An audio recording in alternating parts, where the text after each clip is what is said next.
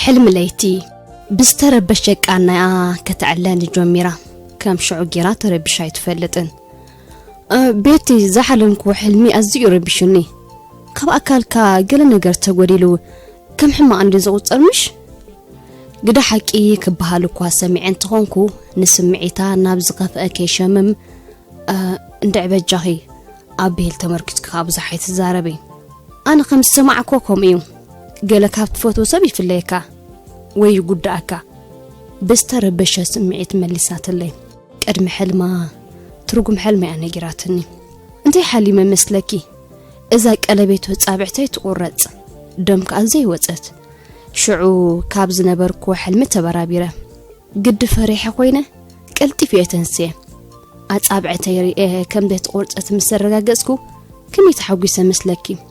داغماي مسرقسكون نابز نبركو حلمي تمليسه كمز مثلني دحر سنبيده متنساي زحالمكو وغن فريح زسالكو غيكون يترفن كل تقبرو بنقصقاس رأي كعكتو زي كسحاء مليوني أبزاز درسكا فيلم تبو تواسيكي مغصلتا زلو حلمي ميلون كسحاء جميرة علالنا دارقا بحلم ترقو من يامسيو بزقات فلالينا ميلقن بقوبة لبيع تفانياتني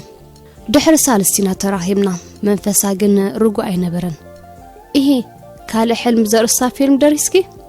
اوف بيتي يوناس اندي خيرو عد غيرو او بحلمي ولاس انتي تبلي لخي بيتي تلاقصي كيد خيبلن خيرو نبعتا مسراخو يا امينه تفكر افكاري ايو تفاليوا كغرمكي تزحلمكو حلم يقسننن زحلموتو نستسبر لبان حد خوينو كله توجابيروني نحمم لبان نت تستازمول او منفسان كهدي امسي انت حلم تغبارون جن كيغرمني ترفن دحرز فصامين بار بزعبا حلمታት اب مربب حبريتا انترنت حسو كبلمو ناباكم ناب تخاتلت مدبات EriZara Tech بلو زحلنكم امو خدا اذا خبركن سعبت تحسوتاتنا بزعبا حلمي انت يفلطوا لنا نحلمتاتك بقمي منقد نفتحهم نزوم صعبو سنفلطتኛታት زبلوم تحسوتاتمو بصمونا نسمعيوم اب مودعتا دما زلنا طبلحتا حسابن رديتن كنهب عدوماتينا سناي مكتتال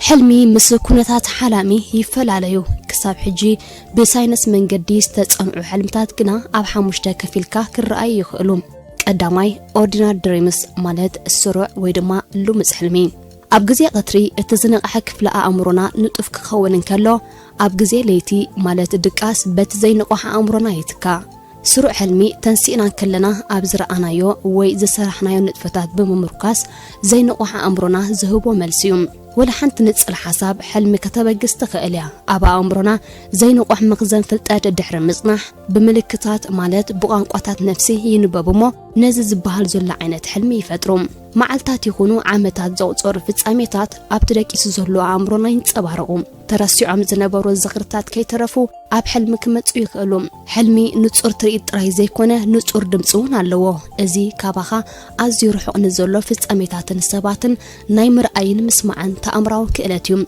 اب حلمنا انسمعو زرباتات بتقداسنت كتحازو صبويو مغنياتو كابت حلمي مستبرابرنا كما يكون كم زلنا كحبرنا سلازخلوم اب حلمي الترئيه كله بزقباء ترديكا مصايخا كتصبق وانت خيليها كالاي لوسيد دريمز وي صوري حلمي ازي تحلم كم زلخا ان فلتكا سلتحلمو كتقصاصرو اتخل حلميوم بزيكازي قرمنا بدقاس مخاتكا انت كتحلم مخانكا دارغا وسينكا خاتخيد سلازي بزعبات زمدبكايو طراي تحلم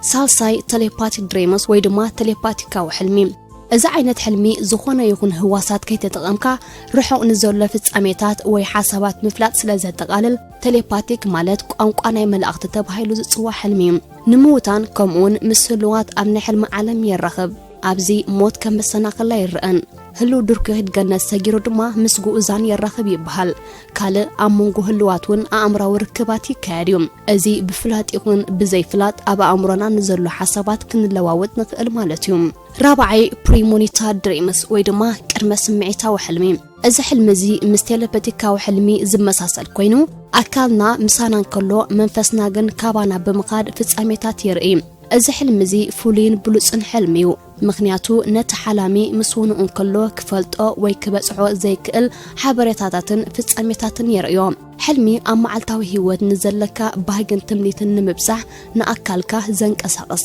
መሳለጥያ እዩ ሓምሻይ ናይትሜር ድሪምስ ወይ ድማ ዘባህርር ሕልሚ زفر حلمي مبزحته اوان مسناي قلعنت هيوتنا استأساسريم ازي اب هصانت مزوردنا مقصعتي مفررهن كالن نتي نصوح امرنا زرعد فصاميتاتن زتأساسر جبر ملسيوم اب حلمها زفروخا نغرات مرأي ام معلتاوي هيوتكا كم قدمه طنقاقاي زرع جن كلهم زفرو حلمتات مسرعد طراي بمتأسسار شلل كبحالو مالت ايكونن مس زي تفتحو هنقصلوم زي كالنا ناي حلف صقمات كزامد يخال Facts about dreams ويدما حقتات حلمي قداماي brain activity مالت نطفتات حنقول ዝኾነ ሰብ ኣብ መዓልታዊ ንጥፈታቱ ድቃስ ከም ዝውትር ይዝወስሮም ድቃስ ሓደ ካብቲ ሰላምን ዕረፍትን ክህበርና ዝኽእል ኮይኑ ዝስማዓና ግዳ ሓቂ እንተሪእናዮ ግን ንጥፈታት ሓንጎልና ካብቲ ኣብ ግዜ መዓልቲ ኣብ ግዜ ለይቲ ማለት ምስ ደቀስና ብዝለዓለ ይነጥፍ ኣብዚ ደረጃ ክልቲኡ ዓይንትና ተዓሚቱ ከሎ ይንቀሳቀስ ኣብ ግዜ ድቃስ ምንቅስቃስ ዓይንት ምዝህሉ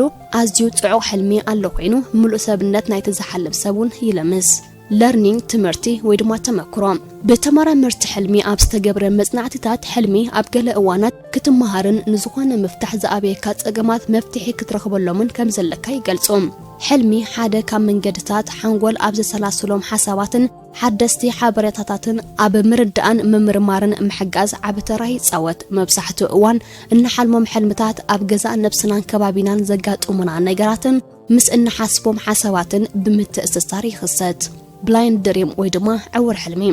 ኣቅዲሞም ዓይንቶም ዝርኢ ዝነበረሞ ድሒሮም ዓይነ ሱራን ዝኾኑ ኣብ ግዜ ሕልሚ ዝኽሰቱ ነገራት ክስእልዎም ኣይጸግሞምን እዩ እቶም ካፈለማ ዓይነ ሱራን ኮይኖም ዝተፈጥሩ ግን ኣዝዩ ጽዑቕ ሕልሚ ክሓልሙ ዝኽእሉ እኳ እንተኾኑ ኣብ ሓንጎሎም ግን ዝኾነ ስእሊ ክቐርጹ ኣይክእሉን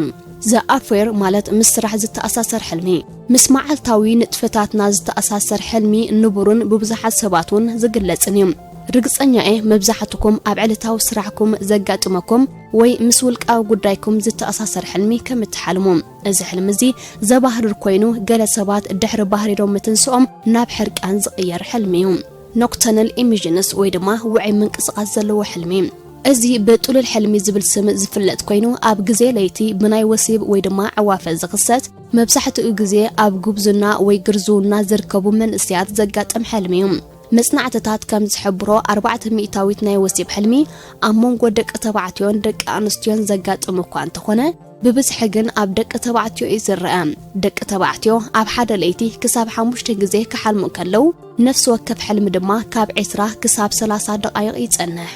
lucid dreaming ወይ ድማ ጽሩይ ንጹርን ሓጺርን ሕልሚ እዚ ሕልሚ እዚ ሓጺርን ንጹርን ሕልሚ ኮይኑ መብዛሕትኡ ሰብ ንሕልምታቱ ክቆጻጽሮ ይዝፍትን ምኽንያቱ እዚ ሕልሚ ዘየለን ክግበር ዘይከኣል ነገራትን ከም ምንፋር ኣብ መንደቕ ደው ምባል ፍሉይ ተኣምራት ምግባርን ዝሕለም ሕልሚ እዩ ኢንቨንሽን ወይ ድማ ምህዞ ኣዝዩ ዘገርም ሕልሚ እዩ ብደረጃ ዓለም እቶም ዝዓበዩን ኣብ ህይወትና ኣገደስትን ዝኾኑ ምህዞታት ኣብ ሕልሚ ዝተፈጥሩ ኮይኖም ብጋህድውን ዝተሰርሕዮም ገለ ካብኣቶም ብጄምስ ዋትሶን ናይ ዲኤንኤ መፍለይት ደም ማሽን ብኤልያስ ሆወ ናይ ክዳን ሰፋይት ማሽን ከምኡን ብደምትራል መንድሌቭ ናይ ፕሬዲክቲብል ፕሮሞሽን ድሪም ወይ ድማ ዘሻቀል ሕልሚ ኣብ ህይወትና ዝተፈላለየ ዘሻቀል ወይ ዘፍዝዝ ኣጋጣሚታት ክህልውና ይኽእሉ እዮም እዞም ኣጋጣሚታት ኣብ ግዜ ድቃስና ከም ሕልሚ ኮይኖም የባህሩና ብተወሳኺ እዞም ምስጢራውያን ክስተታት እዚኦም ንመጻኢ ክጋጥሙና ዝኽእሉ ፍጻሜታቱን ይሕልሙና ኣብ ህይወትና ክጋጥሙና ዝኽእሉ ጸገማት ኮነ ጽቡቕ ነገራት ቅድሚ ምዃኑ ይነግሩና ማለት እዩ ስሊፕ ፓራላይስ ወይ ድማ ሉምስ ሕልሚ ኣብ ከቢድ ሕልምን ከለኻ ደቂስካሉ ካብ ዘለኻ ክትንስእ ትደሊ እሞ ገለ ነገር ዝጸቕጠካ ዘሎ ኮይኑ ይስማዓካ ወላ ከተእዊ እንተለኻ በየን ድምፂ ክወፅእ ኣፍካ ይዕበስ ኣብ ልዕሊኻ ገለ ሰይጣን ዝደየበ ኮይኑ ይስማዓካ ከምዝስ ኣጋጢምኩም ዶ ይፈልጥ ንኣስታሾም መንተሚታዊ ዝኾነ ሰባት ከምዚ ዓይነት ሕልሚ ይጋጥሞም እዩ ብተወሳኺ ከምዚ ዓይነት ሕልሚ ኣብ ዝኽሰተሉ ግዜ ዓጀውጀውን የብለካዮም ዝተፈላለዩ ምንጭታት ከም ዝሕብርዎ ምስ ከቢድ ድቃስ ዝወሓጣ ጓል ኣንስተይቲ ወሲብ ይፍጸም ተባሂሉ ዝእመነሉ ዝነበረ ክፉእ መንፈስ ገለ ኸኣ ፍጥረት ሰብ ዘይብሉ ካብ ካልእ ዓለም ክዝርፍ ወይ ድማ ክጨው ዝመፀን ጸንበለል ዝብል ዝነፍር ነገር ዝመፀካ ዘሎን ኮይኑ እዩ ዝስማዓካ ክሳብ ክንደይ ክንሓልም ንኽእል ሓደ ሰብ ኣብ ሓደ ለይቲ ካብ 4 ክሳብ 6 ሕልምታት ክሓልም ይኽእል ሓንሳቡን ክሳብ 7 ክበጽሕ ይኽእል እዩ እዚ ክንብል ከለና ግን 900 ዝሓለምናዮም ኣብ ውሽጢ 10 ደቂቕ ኣብ ግዜ ምትንሳእና ንርስዖም ዝኾነ ሰብ ብጠቕላላ ኣብ ሙሉእ ዕድሚኡ እቲ 6 ዓመታት ኣብ ምሕላም ይዘሕልፎ ንምዃኑ ሕልሚ መዓስን ብኸመይን ይፍጠር መብዛሕትኡ ሕልሚ ኣብ ግዜ REM rapid eye movement ማለት ኣብ ግዜ ንጡፍ ናይ ዓይኒ ሰምሰምታን ሓንጎል ኣብ ዝለዓለ ናይ ንጥፈት ደረጃ ክበጽሕ እንከሎ ይፍጠር ንውሓት ግዜ ሕልምኸ ክሳብ ክንደይ ክበጽሕ ይኽእል ኣብ ነፍስ ወከፍ 9 ደቂቕ ናይ ታለይቲ ንሓልም ነፍስ ወከፍ ዕዶድ ናይ ተሕልም ድማ ካብታ ቅድሚኣ ዘላ ይነውሕ እታ ቀዳመይቲ ሕልሚ ናይ ታለይቲ 5 ደቂቕ ክትበጽሕ እንከላ እታ ናይ መወዳእታ ግን 45 ደቂቕ ክትከውን ትኽእል መብዛሕትና ሰባት ኣብ ህይወትና ልዕሊ 100,000 ሕልምታት ክንሓልም ከም እንኽእል ይግመት ብእግሪ ኣብ ትገብሮ ጉዕዞውን ኣብ ሕልሚ ከተንሳፈፍ ትኽእል ኢኻ ኣብ ነፍስ ወከፍ ለይቲ ዲና ከነሓልም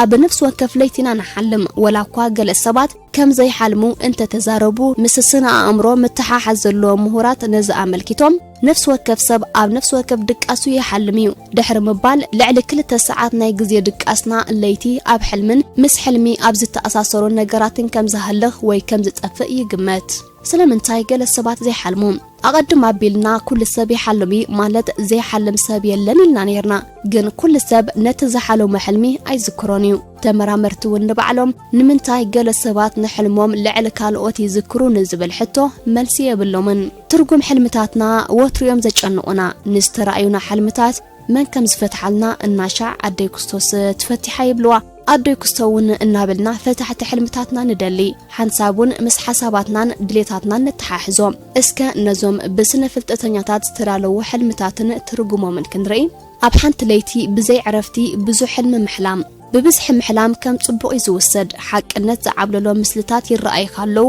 ኣብ ህይወትካ ድማ ብብዝሒ ትሓስብ ኣለኻ ማለት እዩ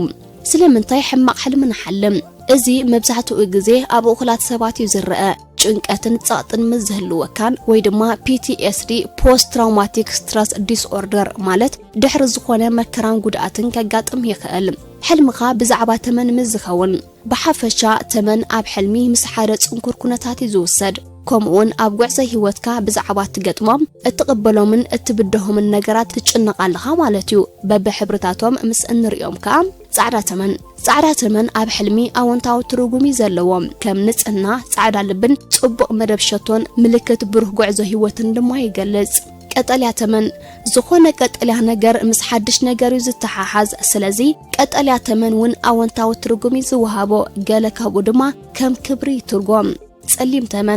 ጸሊም ሕብሪ ከም ሕማቕ ምልክት ወይ ፋሊ ዝውሰድ ስለዚ ጸሊም ተመን ኣብ ሕልሚ ኣሉታዊ ትርጉም ዘለዎ ከም ነጥቢ ናይ ሕርቃንን ወይ ድማ ኣብ ህይወትካ ዘይምቹእ ጉዕዞ የጋጥመካ ማለት እዩ ብዛዕባ ናይ ቀደም ዓድክኻ ወይ ማሓዛኻ ምስ እትሓልም ምናልባት እቲ ምስ ማሓዙትካ ወይ የዕሮትካ ዘሕልፍካየ ግዜ ኣዝዩ ኣገዳሲ ይነብር እሞ ነቲ ህይወት ወይ ነቲ ሰብ ትናፍቆ ሓደ ሰብ ብዛዕባኻ ክሓስብ እንከሎ እንትሓሊምካ በሓፂሩ እቲ መልሲ ክኸውን ኣይክእልን እዩ ዝብል እዩ ምክንያቱ ወላኳ ንስኻ ብዛዕባ ሓደ ሰብ ምስ እትሓልም ብዙሕ ግዜ ብዛዕባኡ ስለተሓስብ ኢኻ ተባሂሉ እንተተተርጎመ እቲ ሰብ ባእኻ ይሓስብ ምህላው ግን ዝእመን መረጋገፂ የብልካን ተመን ክጎየካ ምስ እትሓልም ብተመን ክትጉየ ምስ እትሓልም ተምሳል ናይ ጭንቀትን ፈርሕን እዩ በሓፈሻ ካብቶም ኣብ ሕልሚ ዘጓዩካ እንስሳታት ዘገዳም ህደም ኣይትህደም ትርጉም ናይ ሕልሚ ኣብ ጉዕዞ ህይወትካ ሓደ ክትብድሆ ዝግባእካ ወይ ድማ ከተምልጠሉ እትፍትን ኩነት ኣሎ ማለት እዩ እስከበሉ ብወገንኩም ከኣ ኣብ ሕልሚ ዘለኩም ርድኢትን ሓሳባትን ወሳብሉልና